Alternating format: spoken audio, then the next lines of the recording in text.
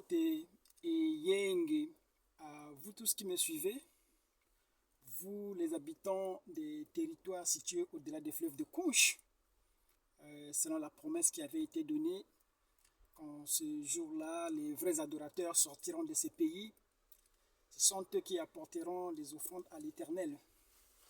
C'est Brogy, je suis de nouveau devant cette petite caméra.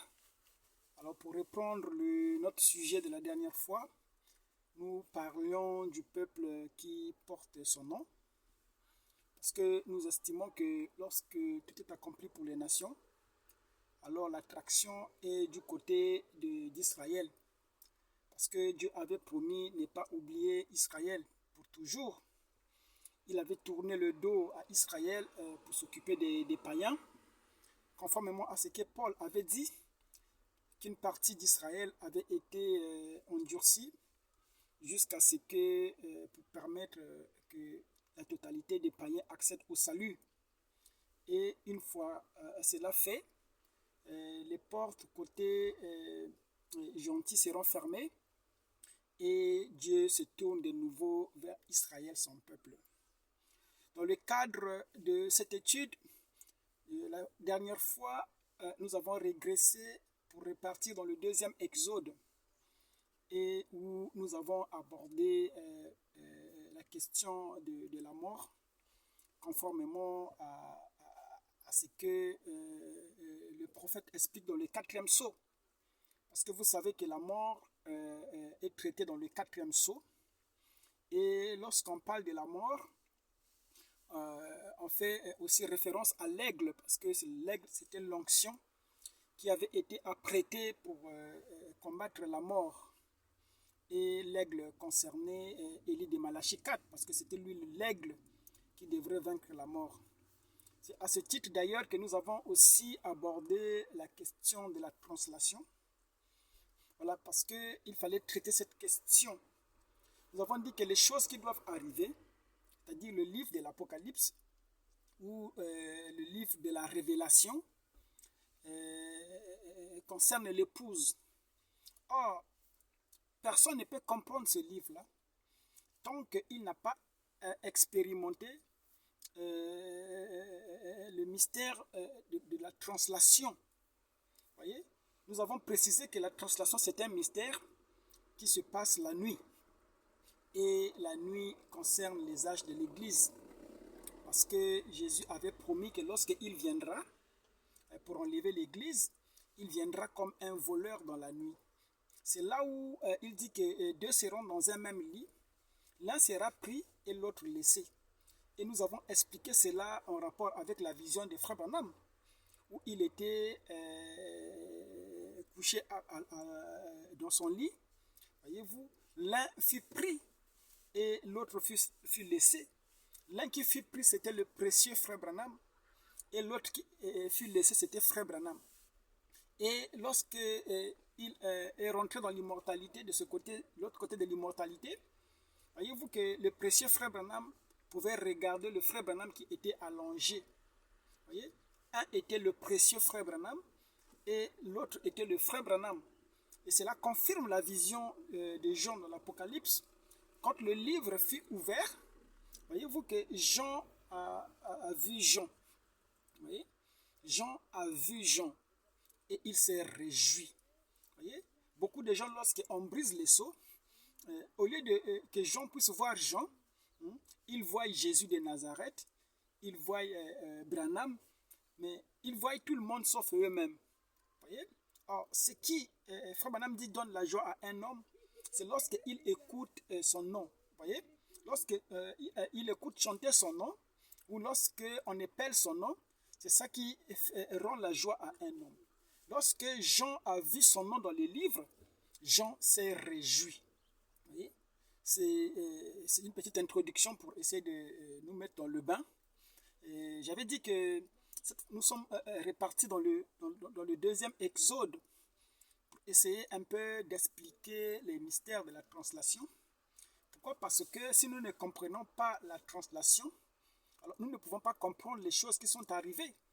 Pourquoi? Parce que les choses qui sont arrivées, c'est la conséquence de l'enlèvement.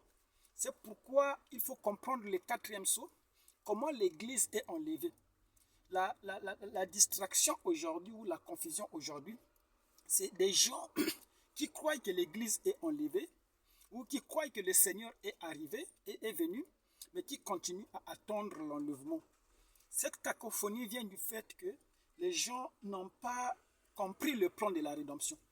Pourquoi il fallait briser le plan de la rédemption? Voyez? Alors, il fallait que le sceau soit révélé pour que nous puissions comprendre le plan de la rédemption. Sinon, voyez-vous, nous ne saurons pas reconstituer le puzzle. Voyez? Conformément à ce que Frère Branham dit, que vous allez créer une image comme une vache qui broute au-dessus d'un arbre, ce qui n'est pas faisable. Voyez-vous? Pourquoi? Parce que vous avez mal calculé les choses. Voyez? Beaucoup de gens, lorsque nous quittons le deuxième exode, pour le troisième exode, voyez-vous, les gens sont embrouillés. Voyez-vous? Ils passent à côté de la vraie chose. Et c'est le sentiment que Jean aussi a eu dans la Bible. Voyez-vous que lorsque Jean a vu la vision de l'Apocalypse, il était tellement imprégné par l'ange qui lui révélait les choses. L'ange était tellement puissant que Jean n'a pas résisté à l'idée d'adorer l'ange. Voyez-vous que Jean était le type de l'épouse. Voyez-vous, l'épouse a vu tellement de grandes choses. L'épouse était tellement imprégnée par l'ange. L'ange puissant. Voyez-vous, qui lui révélait les choses. Voyez, et à la fin, Jean avait compris que l'ange était le créateur. Voyez, et Jean s'est agenouillé, il a voulu adorer l'ange, mais l'ange lui a repris. Il dit, garde-toi de le faire. Je suis un compagnon de lutte pour toi. Voyez-vous, c'est un ange. Jean, tu ne devrais pas l'adorer. Voilà pourquoi nous avons dit que toute personne qui se réclame de l'épouse doit avoir été traversée par le sentiment d'adorer l'ange. Parce que Jean est passé à côté de ce sentiment. Rappelez-vous que Jean était le type de l'église, de l'épouse. Voyez-vous, l'épouse dans son parcours est arrivée à exprimer ce besoin-là d'adorer l'ange. Mais heureusement que l'ange lui a repris. L'ange lui a dit, garde-toi de le faire. Voilà pourquoi, lorsque nous voyons les grandes choses qui se sont faites aujourd'hui, voyez-vous, cela pousse parfois à l'extrême. Voyez? Pourquoi? Parce qu'il y a eu beaucoup de grandes choses. Nous allons lire une petite partie de l'Écriture pour annoncer le sujet. Nous voulons parler du mystère lié à la commission de l'ange.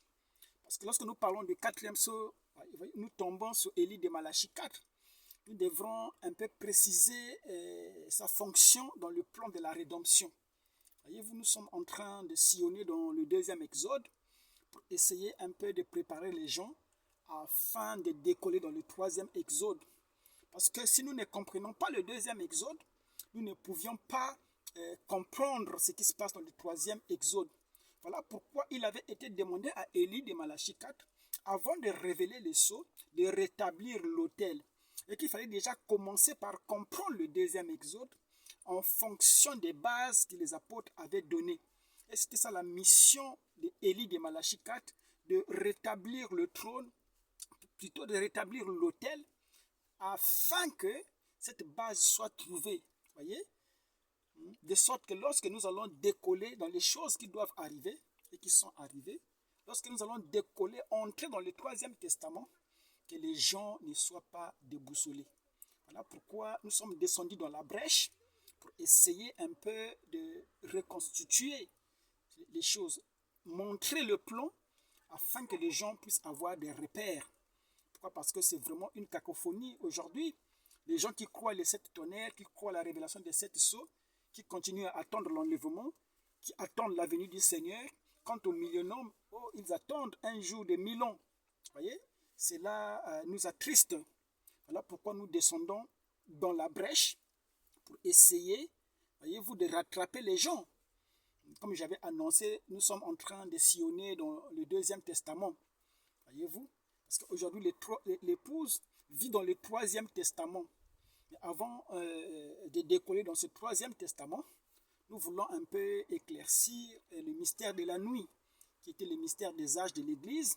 Et nous reprenons le mystère de la nuit, qui était la translation Élie de Malachie 4, parce que lui aussi devrait intervenir dans la nuit, conformément à ce que Zacharie avait dit, que vers le soir, il y aura de la lumière. Donc, Élie de Malachie 4, il exerce dans la nuit. Or, la nuit est opposée au lever du soleil. Voyez-vous? Est-ce que Élie de Malachie 4 qui exerce la nuit, lorsque le soleil se lève, voyez-vous, reste-t-il le même? Ou devait-il aussi entrer dans le mystère du pararécomia? C'est de ça que nous parlons. Donc là, j'étais en train de réfléchir sur le sujet. Nous allons appeler ça amène les gens à te croire. Voyez-vous? Autrement dit, les trois mots-clés que Branham devrait utiliser, que l'ange lui a donné. Frère Branham, on parle dans la brochure Expérience, voyez-vous,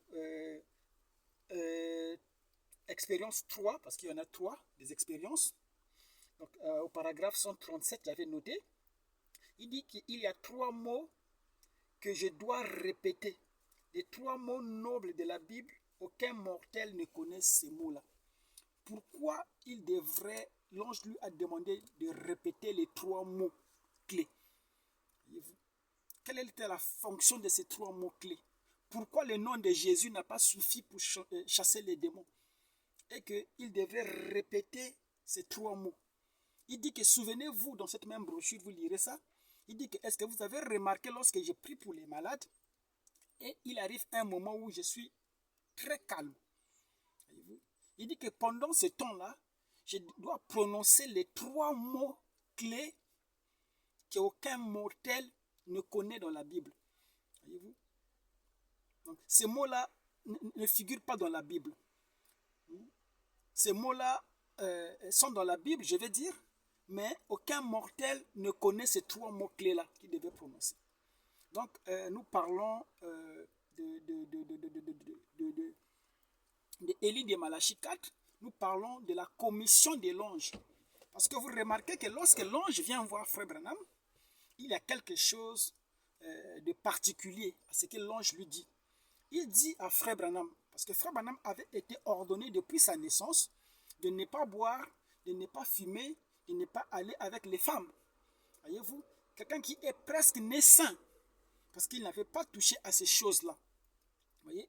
Mais lorsque l'ange vient lui donner la commission, l'ange précise, il dit à Branham, si tu es sincère quand tu pries. Alors, pourquoi demander à Branham qui ne fumait pas, qui ne buvait pas, qui était un homme honnête, pourquoi l'ange insiste sur la sincérité? Il dit, si tu es sincère et que tu amènes les gens à te croire, il dit, rien ne résistera à ta prière, même pas le concert. Donc l'ange précise 2 choses. La sincérité. En quoi consiste la sincérité chez Frère Branham? Pourquoi l'ange pense que Branham doit être sincère lorsqu'il prie? Voyez? C'est qu'il y a un mystère qui est caché là-dessus. Et c'est le mystère que nous allons dévoiler.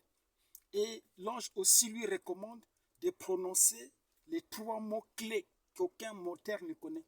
De sorte que lorsque Branham prie pour un malade, il peut prononcer au nom de Jésus, mais cela ne suffit pas. Voyez-vous, il doit expérimenter un moment de calme où il prononce les 3 mots clés et automatiquement, il y a une puissance qui se dégage pour chasser le démon. Voyez? Nous allons prendre un petit verset de l'Écriture pour trouver un contexte, parce que nous aimons tirer l'inspiration dans les Écritures, afin que les gens ne pensent pas que nous fabriquons les choses. Donc nous lisons dans le livre de la Genèse, Genèse 15, le verset 9 et 10. Voilà. C'est la Bible Parole de vie, 2017, la version 2017.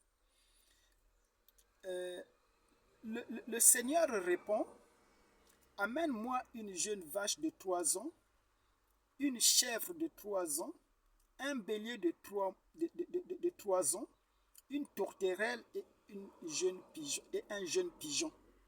Abram amène ces animaux, il les coupe en deux, il les place, il place les moitiés l'une en face de l'autre, mais il ne coupe pas les oiseaux. Voyez-vous? Ici, Dieu demande à Abraham de faire un sacrifice.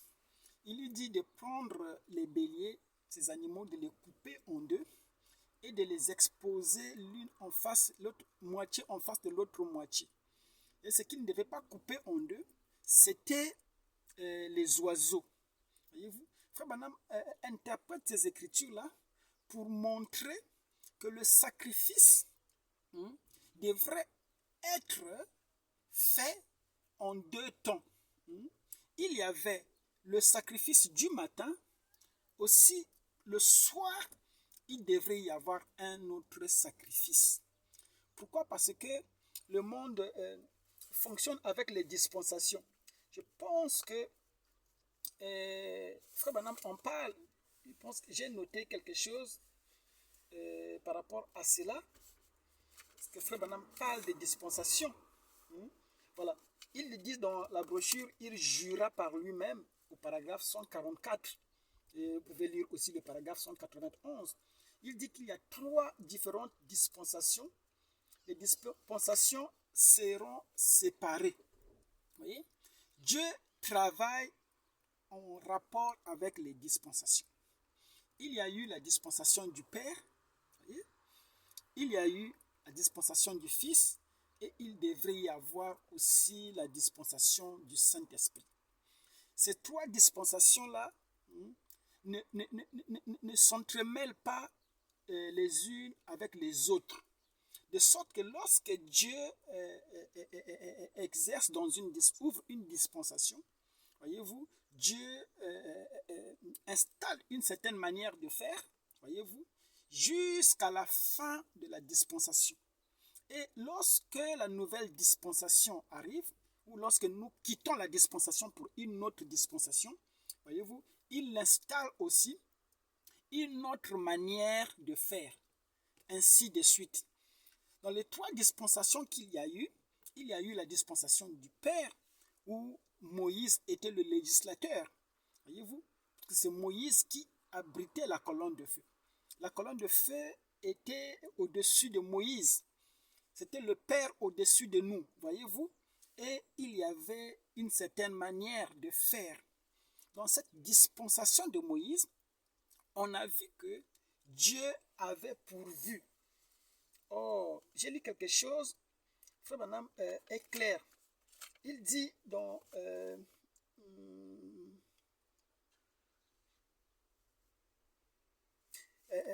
la brochure Combattre ardemment, au paragraphe 24, une brochure qu'il avait prêchée en Allemagne. Il dit Dieu a toujours un lieu de guérison. Il y a toujours eu des dispositions pour la guérison. Voyez-vous? Donc s'il y a quelque chose que Dieu a toujours pourvu pour son peuple, c'est la guérison. Au temps de la dispensation du Père, au temps de Moïse, voyez-vous que Dieu tient toujours à ce que les gens soient guéris. Et il donne un moyen par lequel les gens peuvent être guéris. Au temps de Moïse, ce que Dieu avait fait, c'était quoi? Il avait instauré le serpent des reins. De sorte que si tu t'es mordu par un serpent, tu étais malade, tu regardais à ce serpent des reins, voyez-vous, automatiquement, tu étais guéri. Pourquoi? Parce que c'était la voie pourvue par Dieu pour la guérison. Donc cela ne demandait pas que tu sois saint, cela ne demandait pas que tu sois d'une certaine manière ou respectueux. Cela demandait simplement l'obéissance à l'ordonnance qu'il avait mis en place. Il fallait simplement agir en fonction de la voie pourvue par Dieu pour la guérison. C'était le serpent de rein. Tu pouvais être un saint, respecter la loi, voyez-vous, mais si tu ne regardais pas au serpent de rein, tu mourrais, voyez-vous. Par contre, tu pouvais être un pécheur, comme j'étais en train de dire. Mais si tu obéis à la loi et tu obéis plutôt à l'ordonnance, à la recommandation plutôt, c'est le mot que j'ai cherché, à la recommandation de regarder au serpent de rein, voyez-vous que tu avais la guérison, peu importe. Voilà pourquoi, lorsqu'on prie pour les malades, Branham priait pour les malades, il y avait des païens qui trouvaient la guérison plus facilement même que les chrétiens. Pourquoi? Parce que les païens suivaient la recommandation. Dieu, ce qu'il exige, c'est que l'homme puisse suivre la recommandation. Alors, nous avons vu que dans la dispensation du Père, voyez-vous, Dieu avait pourvu la guérison, c'était le serpent de rein. Et tout Israël, voyez-vous, devrait être baptisé par la personne du législateur. Voyez-vous, voilà pourquoi la Bible précise que Israël avait été baptisé en Moïse à travers la mer Rouge. Voyez? Donc, il y avait un baptême pour Israël. Voyez? Mais ce baptême-là n'était pas un baptême pour la rémission des péchés. Pourquoi? Parce que lorsqu'on parle des baptêmes, les gens croient que le but du baptême, c'était juste pour la rémission du péché. Nous avons vu que Jean-Baptiste a baptisé le Messie, mais le Messie n'avait pas commis de péché, mais son baptême, c'était en rapport avec le sacrifice qui devrait être lavé. Le sacrifice devrait être lavé non pas parce que le sacrifice avait des péchés, non, mais parce que cela était la pratique. Voyez-vous? Donc, il fallait que cela soit ainsi. Ce n'était pas un baptême de repentance qui est différent du baptême que Pierre a enseigné le jour de la Pentecôte. Pourquoi? Parce que le jour de la Pentecôte, le baptême que Pierre avait instauré, c'était pour la rémission des péchés et pour la repentance. Voyez-vous? Donc, dans les dispensations, il y a différentes choses qui se mettent en place en fonction de l'insistance, en fonction de la recommandation de la dispensation. Donc, au temps de Moïse, Israël ne pouvait pas aller dans la mer Rouge sans être baptisé en Moïse. Tout Israël devrait être baptisé en Moïse et le symbole c'était traverser la mer Rouge. Donc en traversant la mer Rouge, voyez-vous, Israël était en train de prendre son baptême à travers Moïse. Pourquoi lorsqu'on parle de la dispensation d'Israël, il s'agit plutôt d'un peuple, de toute une nation. Voilà pourquoi en parlant d'Israël, en tant que peuple, ce peuple-là devrait avoir un baptême collectif. Et cela s'est fait à travers Moïse. C'était ça qui déterminait la dispensation du Père. Voyez-vous? Et nous voyons que les dispensations, comme dit Frère Branham, ne peuvent pas se mélanger. Les dispensations doivent se séparer. Voyez-vous? On doit séparer les dispensations. Voilà pourquoi, lorsque Jésus est venu, voyez, Jésus aussi devrait installer une nouvelle dispensation. Nous sommes passés de la dispensation de la loi pour celle de la grâce. Et Jésus enseigne la grâce, voyez-vous.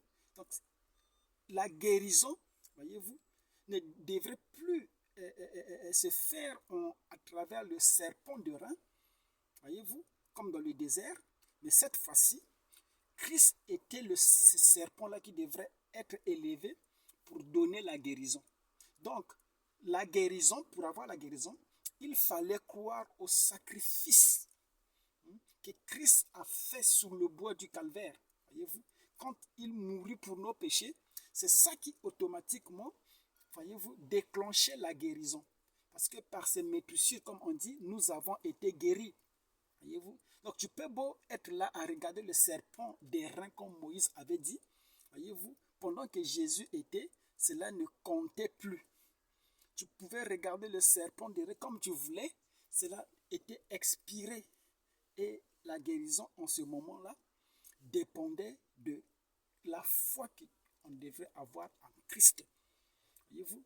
Et c'était ça la voie pourvue. Voyez? Lorsque Christ était là, c'était ça la voie pourvue par Dieu pour la guérison. Cette femme qui était souffrante de la perte de sang, lorsqu'elle s'est dit en elle-même, que si j'arrive à toucher son vêtement, je serai guérie. N'est-ce pas que la foi qu'elle avait dans le sacrifice qui était Jésus déclencher automatiquement la guérison. Il n'y avait pas d'effort à faire. Il fallait juste être dans la recommandation. Voyez-vous? Donc, les démons devraient être chassés au nom de Jésus. Voilà pourquoi Paul dit que tout pouvoir a été donné. Jésus dit que tout pouvoir m'a été donné et il vous appartient de l'utiliser. Voyez-vous? Et il dit que si vous demandez quelque chose au Père en mon nom, croyez que vous l'avez reçu. Pourquoi? Parce qu'il était le sacrifice, voyez-vous, du matin. Voyez? Donc, lorsque on était dans la dispensation du Fils, voyez-vous, qui était le sacrifice du matin, voyez-vous, tout devrait être centralisé autour de ce sacrifice qui était Christ. Voyez-vous, le pardon des péchés devrait se faire au nom de Jésus. Le baptême aussi devrait être par Jésus. Parce que Jésus-Christ lui-même, lorsqu'il enseigne la doctrine des baptêmes, il dit à Pierre, faites de toutes les nations mes disciples en les baptisant au nom du Père, du Fils et du Saint-Esprit. C'était un message codé parce qu'il savait que Pierre avait la clé pour essayer d'ouvrir cette révélation. Et le jour de la Pentecôte, Pierre qui avait la révélation de qui était Jésus-Christ, qui était le Père, qui était le Fils, qui était le Saint-Esprit, il a converti. C'est en cela que moi je suis contre les Wambabala. La dernière fois j'ai fait une vidéo pour montrer que cette doctrine de Branham ou rien n'est pas scripturaire. Pourquoi? Parce que si Paul avait raisonné que Jésus ou rien, ou si les disciples à l'époque avaient raisonné que Jésus ou rien, personne n'allait suivre la recommandation du docteur Pierre lorsqu'il dit que répentez-vous que chacun de vous soit baptisé au nom de Jésus-Christ pour la rémission des péchés. Ce n'était pas ce que le Wambabala avait dit. Ce n'était pas ce que Christ avait dit, le prophète avait dit, le Messie avait dit. Voyez-vous, il fallait interpréter ou il fallait convertir en révélation la parole de Jésus. Voilà pourquoi Jésus dit, Frère Branham dit qu'aujourd'hui, il y a des choses que Dieu a dit sans le dire clairement. Alors, il s'agit de convertir le sans le dire clairement, parce que c'est ça la révélation. Lorsque Jésus était là, il indexait le temple. Il dit que détruisez ce temple, en 3 jours, je le rebâtirai. C'était ça, le Jésus ou rien. Voyez-vous? Si tu écoutais ça, tu allais discuter. Jésus a indexé le temple. Il s'agit de ce temple, ça ou rien. Voyez-vous? Mais Jésus parlait d'autre chose. C'est pourquoi, si vous vous attachez à des doctrines comme ça, vous êtes des gens séduits. Pourquoi? Parce que toute la chrétienté, voyez-vous, est basée sur la révélation.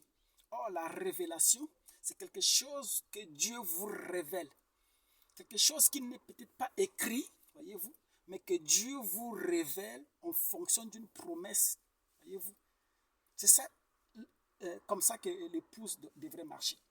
Voyez? Donc, Pierre avait la révélation et Pierre a converti les paroles de Jésus. Mais remarquez que Jésus avait donné les grandes lignes. Il dit, vous les baptisez au nom du Père, ce qui s'était déjà fait dans le désert pour Israël qui avait traversé la mer Rouge, qui avait reçu le baptême pour le compte du Père, la dispensation du Père, à travers Moïse. Il dit, vous les baptisez au nom du Fils. Voyez-vous, c'était le baptême pour la rémission des péchés, parce que le Fils était venu pour faire l'expiation. Le message de l'expiation qu'il avait apporté. C'était ça l'insistance du temps de Pierre. Et il ne s'arrête pas là, il dit que vous les baptisez aussi au nom du Saint-Esprit. Voyez-vous? Or, le Saint-Esprit, c'était aussi une dispensation. Parce que lorsqu'on quitte la dispensation du Fils, remarquez que dans la dispensation du Fils, on devait tout faire par Christ, par Jésus. Voyez-vous? Le nom qu'il avait porté sur la terre. Parce que Jésus était lui le Christ, le législateur. Voilà pourquoi Pierre dit, le Jésus que vous avez crucifié là, Dieu a fait de lui Seigneur et Christ. Et lorsque Jésus devient Seigneur et Christ, c'est en cela qu'il fut élevé pour s'asseoir au trône, sous le trône de son Père. Et remarquez qu'il a reçu un nom nouveau. Voyez-vous? Et ce nom-là n'était connu de personne. Voyez? Pourquoi? Parce que lorsqu'il était sur la terre, voyez-vous, Jésus comprenait toutes choses sauf le mystère de la seconde venue. Il dit que quant à l'heure de sa venue, il dit que nul ne le sait, même pas le Fils, seul le Père le sait. Donc il y avait un mystère qu'il ne comprenait pas, c'était le mystère de la venue du Seigneur. Voilà pourquoi Frère Branham prêche la venue du Seigneur. On n'a pas prêché la venue de Jésus. Pourquoi? Parce que Jésus était un tabernacle. Jésus était un sacrifice. Et Christ était dans ce sacrifice-là. Le Père était dans ce sacrifice-là. Tout ce que Jésus faisait, l'humilité lui obligeait à dire que ce n'est pas moi, c'est le Père. Voyez, il s'est caché derrière le Père. Mais le Père là était en lui. Voilà pourquoi lorsque Philippe lui dit, mais montre-nous ce Père-là, cela nous suffit. Il dit que depuis que je suis avec toi, Philippe, tu ne m'as jamais connu, moi le Père. Voyez-vous? Pourquoi? Parce qu'en Jésus, il y avait le mystère du Père et du Fils. Voyez-vous? Le Père était dans le Fils, condensé dans le Fils. Voyez-vous? Et il avait promis qu'en ce jour-là, le Père et moi, nous viendrons en vous. Parce qu'il y avait une autre dispensation qui devrait s'ouvrir, c'est la dispensation du Saint-Esprit. Or, la dispensation du Saint-Esprit, ce n'est pas la dispensation du Fils. Ce n'est pas la dispensation du Père. Voyez-vous, la législation n'est plus pareille. Si dans la dispensation, parce que les gens me demandent aujourd'hui, pourquoi Frère Guy, vous ne croyez plus au baptême? Non, ce n'est pas que je ne crois plus au baptême. Voyez? Je crois toujours au baptême, mais je crois au baptême selon la dispensation du Saint-Esprit. Pourquoi? Parce que lorsque les seaux s'ouvrent, voyez-vous, cela vous introduit dans le 3e exode. Cela vous introduit dans la dispensation du Saint-Esprit. Vous quittez la dispensation du Fils, où tout était centralisé au nom de Jésus. Il fallait chasser les démons au nom de Jésus, comme ce qui s'est fait dans le désert, qu'il fallait chasser les démons des maladies en regardant au serpent des reins dans le désert. Voyez-vous, dans le Nouveau Testament, il fallait tout faire au nom de Jésus. Voyez, dans le 3e testament, voyez-vous, lorsque Jésus, le livre est ouvert, on voit Christ. Voyez-vous, parce qu'il n'y a aucune promesse qui avait prédit que Jésus devait revenir. On n'attend pas la venue de Jésus, on attend la seconde venue de Christ. Christ, ce n'est pas Jésus. Christ, c'est l'onction, c'est le Père. Et Christ a demeuré en Jésus. Christ a habité en Jésus. Voyez-vous? Et lorsque Jésus fut translaté, lorsque Jésus s'assit sur le trône de son Père, voyez-vous, il avait changé de forme. Il était devenu l'onction. Et cette onction-là devait chevaucher à travers les âges de l'Église. Voyez-vous? Pourquoi? Parce qu'il avait les 7 messagers entre ses mains. Donc, lorsqu'on arrive au temps de la fin, où le Fils, voyez-vous, quitte l'intercession, c'est-à-dire quitte la dispensation de l'expiation de l'intercession, voyez-vous, en ce temps-là, termine la dispensation du Fils. Nous rentrons maintenant dans la dispensation du Saint-Esprit, voyez-vous, qui est l'ouverture des sceaux. Dans cette dispensation, il ne s'agit plus du nom de Jésus. Voyez-vous? Pourquoi? Parce que lorsque l'ange vient pour commissionner, voyez-vous, l'agneau du soir, comme je vous ai dit qu'il y avait, il devait y avoir l'expiation le matin et la même expiation le soir. Voyez? Pour l'expiation du matin, tout le monde est d'accord pour dire que c'était Jésus, qu'il fallait utiliser le nom de Jésus, chasser les démons au nom de Jésus. Mais lorsqu'on arrive à l'expiation du soir, est-ce que faut-il continuer à utiliser le nom de Jésus? Cela ne doit pas être pareil, parce que Frère Branham dit que les dispensations doivent être séparées. Dans la dispensation du Saint-Esprit, Dieu a envoyé un sacrifice. Et tout devrait être fait à travers le sacrifice qu'il a envoyé.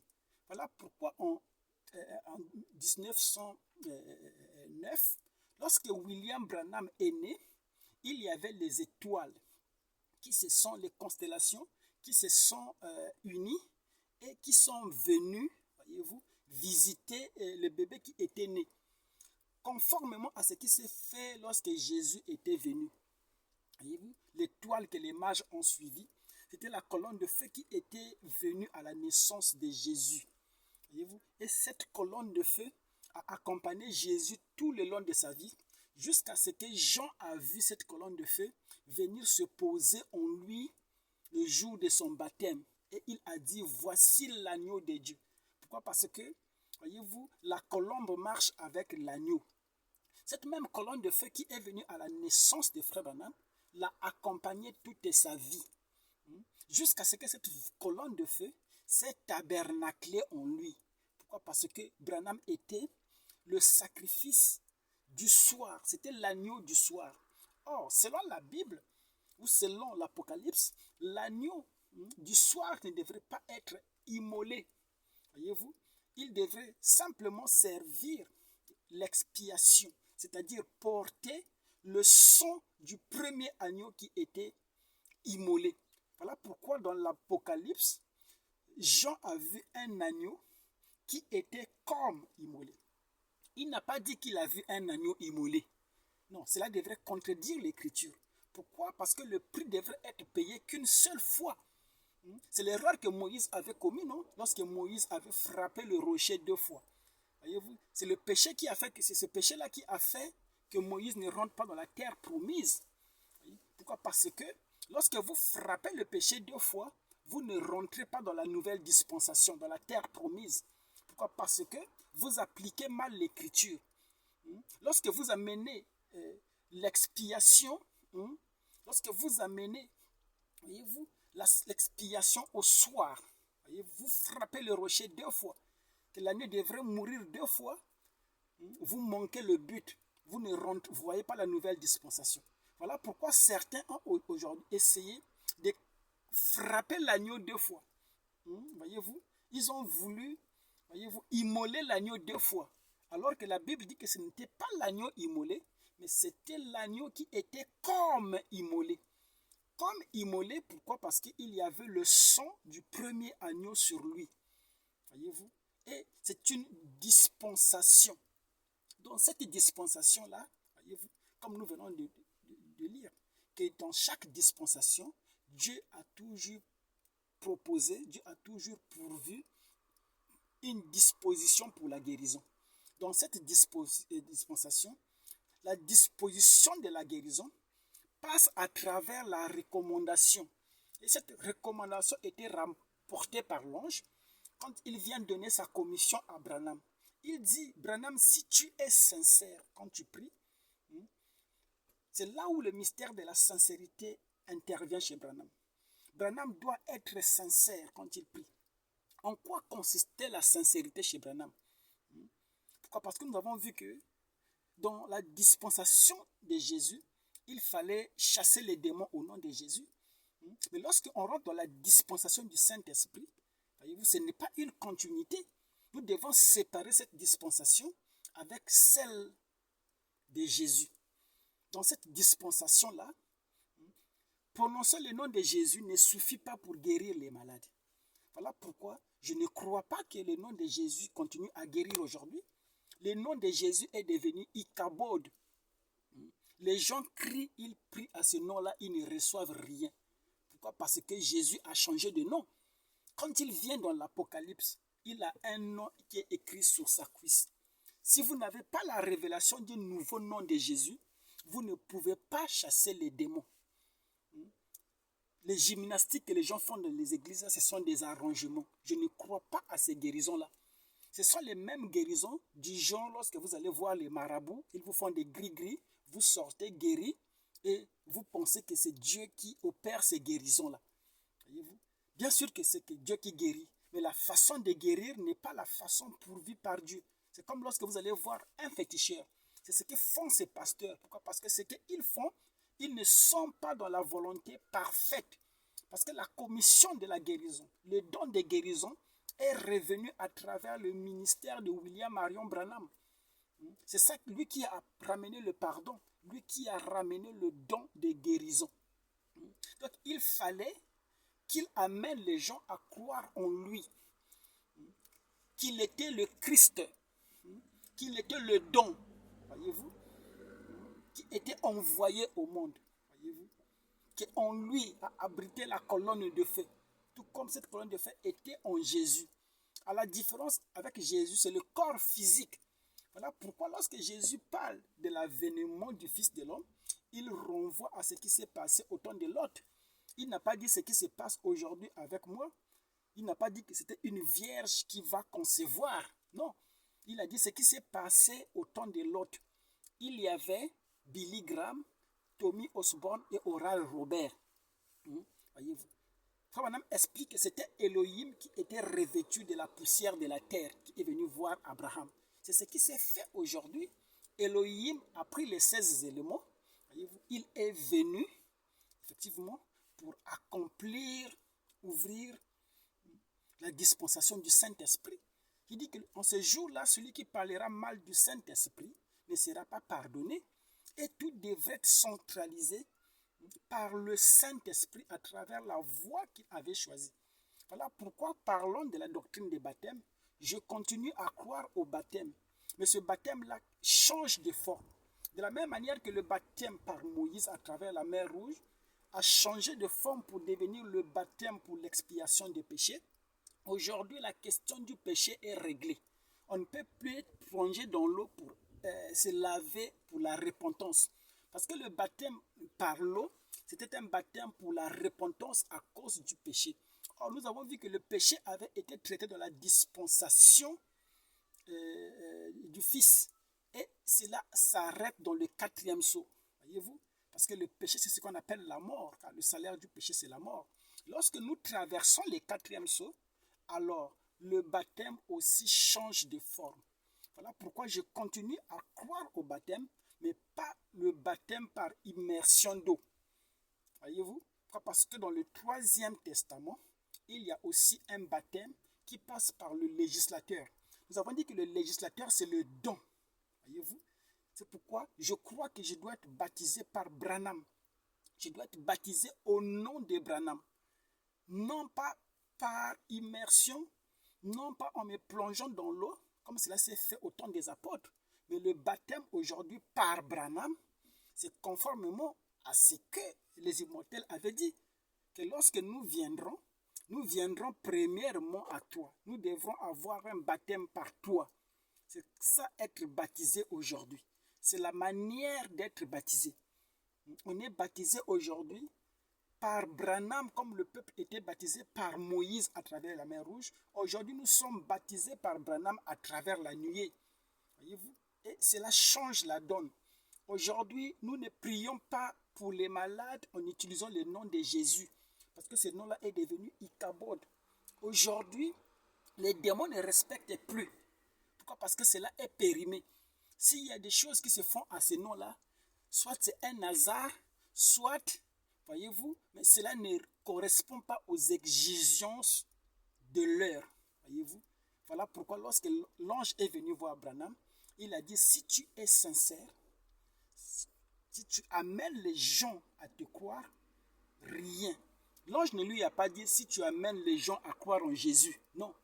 Jésus était un don. À son temps, les gens devraient croire en lui. Et en ce jour dans lequel nous vivons, les gens doivent croire en Branham. Et ce que l'ange lui a dit, vous qui ne voulez pas entendre le nom de Branham, vous qui êtes hostile à ce nom-là, en tout cas vous êtes mal barré. Pourquoi? Parce que tout se passe en croyant en Branham. Il faut croire en Branham pour la guérison. Une personne ne peut pas être guérie de façon authentique aujourd'hui s'il ne croit pas en Branham. Parce que la guérison dépend de la foi que vous avez en Branham. Voilà pourquoi l'ange lui a dit, si tu amènes les gens à te croire, non pas à croire Jésus, mais à te croire toi Branham, rien ne résistera. Voilà pourquoi la mère Opposium qui était malade n'est pas allée dans les églises où on prêche le nom de Jésus. Elle avait compris que le nom de Jésus est devenu Ichabod. Cette mère Opposium est venue voir Branham parce qu'elle devrait croire en Branham pour avoir sa guérison. Et lorsque on prie. Voyez-vous, Branham était calme lorsqu'il priait. Après avoir prononcé le nom de Jésus. Parce que l'ange lui a dit, il faut être sincère. C'est vrai que Branham n'arrivait pas à accomplir parfaitement sa guérison, sa commission. Pourquoi? Parce que il ne savait pas comment le faire. Voyez-vous? Il ne savait pas comment le faire. Parce que la guérison devait se faire par lui. Par son nom à lui. Voilà pourquoi Frère Branham dit que lorsqu'il crée les écureuils, il ne les a pas créés au nom de Jésus. Il dit que l'écureuil soit. Pourquoi? Parce que le grand créateur était debout sur la terre, sous la forme d'un homme qu'on appelle William Branham. C'est ce que Tommy Osborne a dit, non? Que j'ai vu le Seigneur Jésus-Christ sous la forme d'un homme qu'on appelle William Branham. Voyez-vous? C'était un grand mystère. Voilà pourquoi l'ange lui a dit de prononcer les 3 mots clés. Ce sont ces mots-là, lorsque Ésaïe avait écouté, il avait vu au ciel, la vision du ciel, les anges chantaient Saint, Saint, Saint, 3 fois. C'était 3 mots qui étaient saints, que les anges même vénéraient. Saint, Saint, Saint. Voyez-vous, c'est ce nom-là qu'on doit utiliser 3 fois saint pour chasser les démons. Et à l'ouverture du 7e sceau, voyez-vous, vous avez vu que les 7 tonnerres, ils ont épelé un nom. Ils ont épelé un nom. 7 coups, poum, poum, poum, poum, poum, poum. Voyez-vous? Le nom de Jésus comporte 5 lettres. Donc ça ne pouvait pas être le nom de Jésus. Frère Branham dit que oindre les saints des saints, ce n'est pas Jésus. Il dit ça dans les 70 semaines de Daniel. Il dit pourquoi? Parce que Jésus avait déjà été oint. Voyez-vous? Oindre les saints des saints, il dit c'est un peuple saint. C'est pour le millénium. C'est l'onction pour le millénium. Voyez-vous? Donc, celui qui est oint, c'est le saint des saints. C'est lui qui crée le nouveau ciel et la nouvelle terre. Voyez? Tant que vous n'êtes pas dans cette dispensation, vous ne pouvez pas, voyez-vous, accéder au 3e testament. Parce que le 3e testament, ce qui vous fait rentrer, c'est quoi? C'est la foi que vous avez en Branham. Si tu amènes les gens à te croire, c'est comme ça qu'ils recevront la guérison. Or, la guérison dont on parle, ce n'est pas seulement la guérison de la chair, mais c'est de la guérison de l'âme aussi. Votre âme ne peut pas être guérie totalement si vous ne croyez pas en Branham. C'est l'ange qui lui a dit, vous pouvez chercher midi à 14h des raccourcis, mais aujourd'hui, tout passe par là. C'est lui qui est le chemin aujourd'hui. Pourquoi? Parce que c'était le don de la même nature que ce qui était né le jour où Marie a donné naissance à un fils. Voyez-vous? Pourquoi? Parce que le Messie devrait se déployer, le Christ devrait se déployer 2 fois. Voyez-vous? Voilà pourquoi le même don, on l'a vu en exercice avec William Marion Branham. Ce même don, à travers William Marion Branham, a fait beaucoup de miracles, plus que William Marion Branham.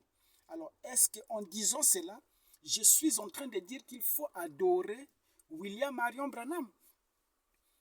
Je n'ai pas dit ça. De la même manière qu'on ne pouvait pas adorer Jésus de Nazareth, on ne peut pas adorer William Marion Branham.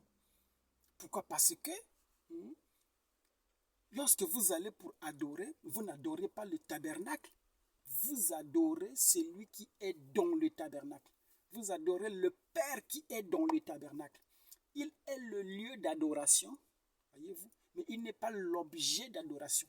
Parce que même en Jésus, Jésus n'était pas l'objet d'adoration.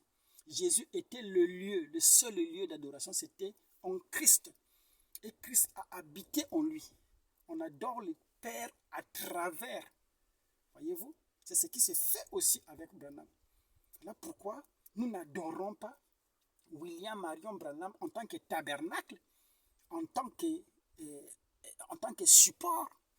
Mais nous adorons le Christ. Et le Christ, voyez-vous, était incarné en lui. Oui. Voilà pourquoi nous croyons que et le Père, qui est la colonne de feu, et le tabernacle, tout n'a fait qu'une seule chose. C'était ça, la seconde venue de Christ. Lorsqu'il viendra, trouvera-t-il la foi sur la terre? Donc, nous allons aborder ce sujet. Ah, là, j'ai dépassé mon temps, mais de beaucoup. Il fallait vraiment que je termine ma pensée pour ne pas que nous puissions comprendre les choses à travers. Je pense que j'ai dit les choses de façon très claire, de sorte que n'importe qui peut comprendre. Voyez? Ai-je dit qu'il faut adorer William Marion Branham? À vous de tirer les conclusions. Parce que moi, je crois que Jean, qui était le type de l'épouse, quand il est rentré dans la dispensation du Saint-Esprit, il a écouté les mystères, voyez-vous, il a vu l'ange puissant, voyez-vous, qui lui révélait les mystères, voyez-vous, qui était Christ, voyez-vous, incarné dans l'ange terrestre. Voyez, Jean a voulu adorer, voyez-vous, et l'ange lui a dit, non, ne le fais pas. Pourquoi? Parce que la promesse d'aujourd'hui, c'était comme ce qui s'est passé au temps de Sodome, où Dieu était dans un corps, il a accompli son œuvre et le corps est rentré dans la poussière de la terre. Voilà pourquoi je crois que Branham est dans la poussière de la terre. Parce que c'est le Messie, le sacrifice du matin, qui devrait ressusciter. Parce que lorsque Branham arrive, voyez-vous, la mort est vaincue parce que c'est lui qui doit vaincre la mort. Donc lui ne devrait pas mourir. Comment un homme qui n'est pas mort peut être ressuscité? Voyez-vous? Il dit, petits enfants, si on vous dit que je suis mort, ne le croyez pas. Donc Branham n'avait pas, voyez-vous, le droit de mourir parce qu'il était l'Élie. L'Élie va vivant avec les saints dans l'enlèvement. Voilà pourquoi je ne soutiens pas la doctrine de la résurrection de Branham, ni la doctrine de l'immaculée conception. Mais nous croyons que Branham intervient comme à Sodome et Gomorrhe. C'était le même personnage qui est revenu ici. Voyez-vous? C'est ce qui a fait que lorsque Tommy Osborne est parti en Inde, les Indiens lui ont dit de guérir quelqu'un qui regardait le soleil. Il n'a pas pu parce qu'il avait utilisé le nom de Jésus. Le nom de Jésus n'a pas pu faire les miracles là-bas. Il était obligé de revenir consulter Frère Branham qui était le don de guérison. Branham lui a donné le secret. Le secret, c'est quoi? C'était les 3 mots les plus nobles de la Bible. Et lorsque Ésaïe a entendu ces 3 mots, il a entendu Saint, Saint, Saint. Voyez-vous, le nom que les 7 tonnerres ont épelé. C'est par ce nom-là que nous avons la guérison. Aujourd'hui, si vous voulez la guérison, je vois beaucoup de pasteurs mourir de cancer. Beaucoup de gens mourir simplement parce qu'ils ont peur d'appliquer le remède que Dieu a envoyé pour cet âge. Et ce remède-là, nous l'acceptons tel qu'il est. Pourquoi? Parce que, voyez-vous, le don est sans récompense. Si le don était tombé dans un pasteur, on devrait reconnaître ce don dans le pasteur. Mais ce don-là est tombé chez quelqu'un qu'on appelle William Marion Branham. L'ange lui a dit que ta naissance mystérieuse, voyez-vous, est le symbole, effectivement, du don que Dieu a donné à l'humanité. Il dit, si tu es sincère quand tu pries, si tu amènes les gens à croire en toi, à te croire, voyez-vous, comme quoi? Comme le porteur, comme le don de guérison. Si tu amènes les gens à te croire, toi, comme Jésus devrait amener les gens à croire en lui, voyez-vous, si tu amènes les gens à croire que tu es le Christ, que le Christ est incarné en toi, que l'onction habite en toi, que tu es le don. Parce que le don, ce n'est pas la chair, le don, c'est Dieu. Le don, ce n'était pas Jésus, le don, c'était le Père qui habitait en Jésus. Voyez-vous? Et Jésus était tantôt un homme, tantôt Dieu. Donc il y avait 2 personnages qui intervenaient en Jésus. Jésus lui-même en tant que fils, en tant qu'homme, et le Père qui parlait à travers lui. Et c'est ce qui s'est fait aujourd'hui avec Frère Branham. Cela nous plonge directement dans un autre testament. Et dans ce testament-là, nous ne venons plus par des rituels. Voilà pourquoi nous ne prenons plus le baptême d'eau, parce que le baptême d'eau était un rituel. Nous ne venons plus par tous ces symboles, les rituels, les lois, les ordres. Nous venons par prédestination. Il ne s'agit plus de choses littérales, comme au temps de Moïse, au temps de Jésus. Il fallait plonger les gens dans l'eau. Dans la dispensation du Saint-Esprit, il ne s'agit plus de choses littérales. Vous ne venez plus par des lois, par des ordres de l'Église, par des recommandations, par des rituels. Non. Vous venez par prédestination. Voilà pourquoi j'ai dit que je crois au baptême à travers le nom nouveau aujourd'hui, mais de la manière du Troisième Testament. Merci, c'était Brogui. Nous allons continuer. Je pense que j'ai été un peu très dur dans le Deuxième Testament parce qu'il y a beaucoup de choses aujourd'hui que nous avons manquées parce que nous avons mal compris le Deuxième Testament. Nous avons mal compris la commission de Frère Branham et pourquoi l'ange est venu lui dire que si tu es sincère quand tu pries, si tu prononces les 3 mots-clés William Marion Branham, ces 3 mots-clés de la Bible, aucun démon ne peut résister. C'est pourquoi Branham, quand il parlait, il utilisait le nom de Jésus, les démons résistaient. Mais il devrait rester calme, prononcer les 3 mots les plus importants de la Bible. Honneur à la ville, c'était Brogui.